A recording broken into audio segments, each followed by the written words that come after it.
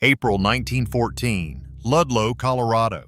The coal colony at the foot of the Trinidad Plateau had been burning for 3 hours when he reached the ridge, and what stopped him was not the smoke. It was the silence where children's voices had been. He had come down from Pueblo on a coal freight 3 days before Easter, the mountains holding gray to the west, the land flattening into Las Animas County, where Colorado Fuel and Iron owned everything that mattered. The strike had been running 7 months when he walked into it. 10,000 Colorado coal miners out since September 1913, the tent colonies their only shelter after CF&I evicted them from company-owned housing. He had seen strike camps before. He had not seen anything like Ludlow. 1,200 people living in canvas on the open plain, the Colorado National Guard positioned 200 yards to the north, watching. Let me tell you how he got there, because the route explains what he was walking into. The Denver and Rio Grande ran south from Pueblo through coal country, stop by stop into the Las Animas Valley. Las Animas County in 1914 was company land. Colorado Fuel and Iron owned the mines, the stores, and the scrip that passed for money. A miner's first dollar was owed before it was earned. Rent, lamp oil, powder. He dropped off the freight south of Trinidad and walked north toward Ludlow Creek. From a distance, the colony looked like a village. Ordered rows, a school tent, flags flying, smoke from cooking fires at midday. Up close, he saw what 7 months on the open Colorado plain had done to people. The tents were patched. The faces were weathered. But children were running between the tent ropes, and that was real. The United Mine Workers called the strike in September 1913 over 8 documented grievances. Among them, the right to choose their own doctor, their own housing, and the right to weigh their own coal output.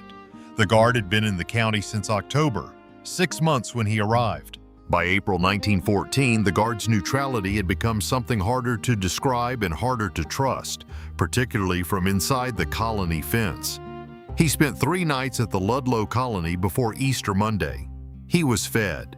He was not asked his business. The miners knew what a man with nothing to his name looked like. They had been evicted themselves. Easter Monday, April 20th, 1914. The morning began with a dispute about a flag, whether the white flag raised near the Guard's position was a truce signal or a taunt. Nobody agreed on the meaning after. His name does not appear in these notes, not once.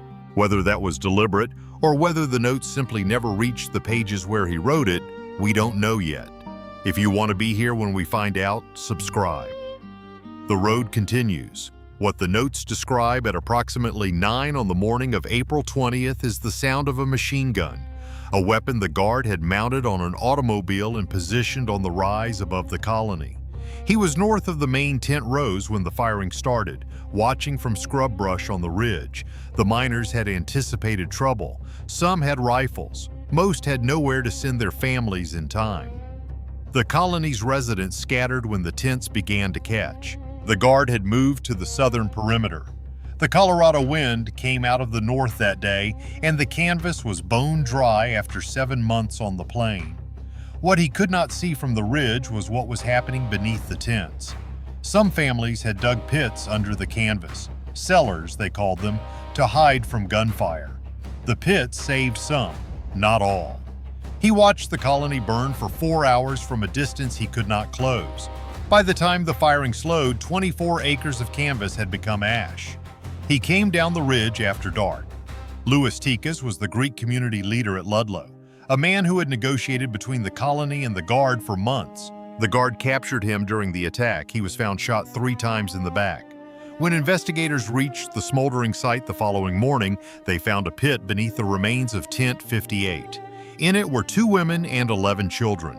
They had suffocated when the fire consumed the air below. This is not the kind of thing that appears in official records the way it happened. The county didn't document men passing through, but the death pit's 11 children were documented, and their names are still there. He was there the morning the bodies were carried out of the pit. The notes do not describe the scene. Only a number appears in the margin. 11. Written once, underlined once. Nothing more that day. The news moved faster than the freight lines. By April 22nd, Denver papers had it. By the 23rd, National Wire Services carried it coast to coast. The country had a name for what happened: the Ludlow Massacre. CF and I said the miners shot first. The guard said the fires were accidental. The women who had been inside the colony when the tents caught said neither account was accurate, and they were willing to testify to that. The miners' response was immediate.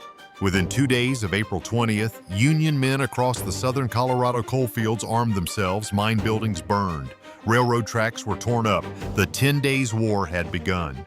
He was moving north before the 10 Days War reached its peak, walking the railroad easement toward Walsenburg, keeping clear of guard patrols that were stopping anyone found on foot in the Las Animas corridor.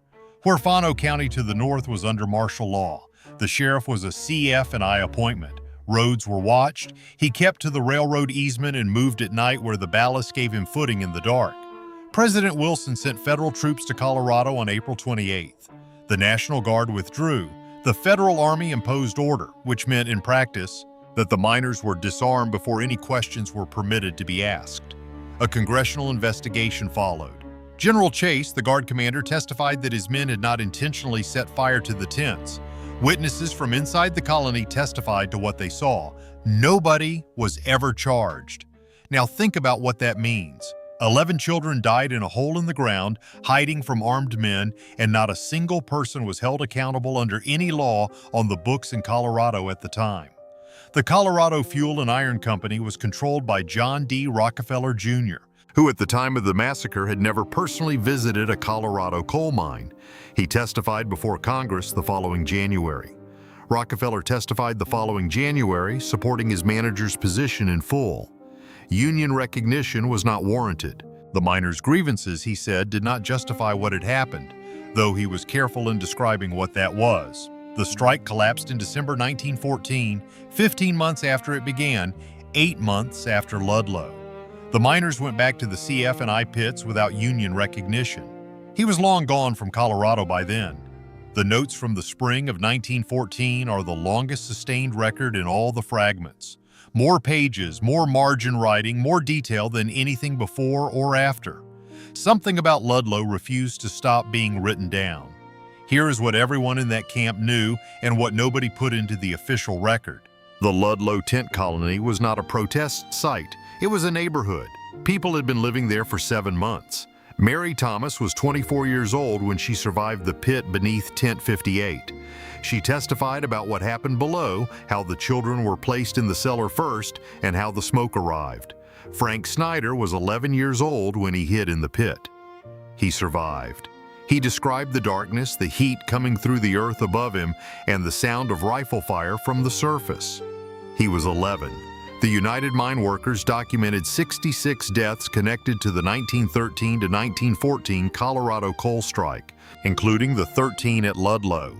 In 1918, the Union purchased the colony site and erected a monument that stands today.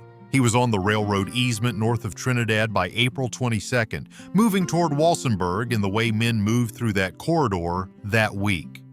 1 mile at a time, keeping to the rail grade. The coal camps north of Trinidad went quiet in May 1914 in the way places go quiet when something has already happened and everyone is deciding what version of it they are going to tell.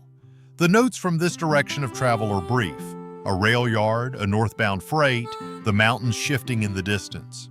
Whatever he carried out of Ludlow, the notes suggest he carried it quietly and kept moving north. What the notes carry from this stretch is a careful quality.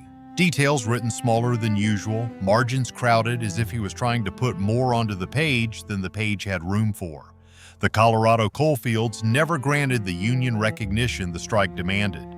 Conditions in the mines improved modestly in the decade that followed, not because of law, but because of what the newspapers had printed about Ludlow. The Guard's role at Ludlow was documented in congressional testimony, newspaper accounts, and Union reports. None of those records resulted in a prosecution. The Guard was reconstituted and operational again before the year was out. Here is what the road offered a man with nothing in the spring of 1914: distance. You could not undo what happened at Ludlow. You could put miles between yourself and the smoke and keep walking north. Colorado Fuel and Iron continued operating the southern Colorado mines under Rockefeller family control until 1944. The Ludlow tent colony site is now administered by the United Mine Workers of America as a National Historic Landmark. In one fragment from that spring, he describes what happened in the margin of a page devoted to something else entirely. He calls it the day the company burned the tents while the children were still inside. He cleared the Las Animas coal corridor on a northbound freight near the end of April 1914. The notes go quiet for 2 weeks after that. The kind of quiet that follows a thing that needs distance before it can be written. The last record that places him in Las Animas County that spring is a notation from the Trinidad rail yard, a description of the southbound freight schedule written in the margin and then crossed out. The last record that places him near Ludlow, Colorado is dated April 1914. After that, the Walsenburg rail yard, then a northbound freight, then nothing for 2 weeks. The Ludlow tent colony site still exists. A monument stands there now, placed by the Miners' Union in 1918. What he carried forward from Ludlow is not recorded. The road doesn't keep that kind of account. If this is the kind of historical storytelling you want to keep following, subscribe to the channel. More roads, more cases, more of what the official record left out. And if you know this era, this region, or this kind of road, tell us in the comments what you know, what the records missed, what your family remembered that nobody wrote down. The people who lived this history are the reason anyone can reconstruct it. We want to hear from them.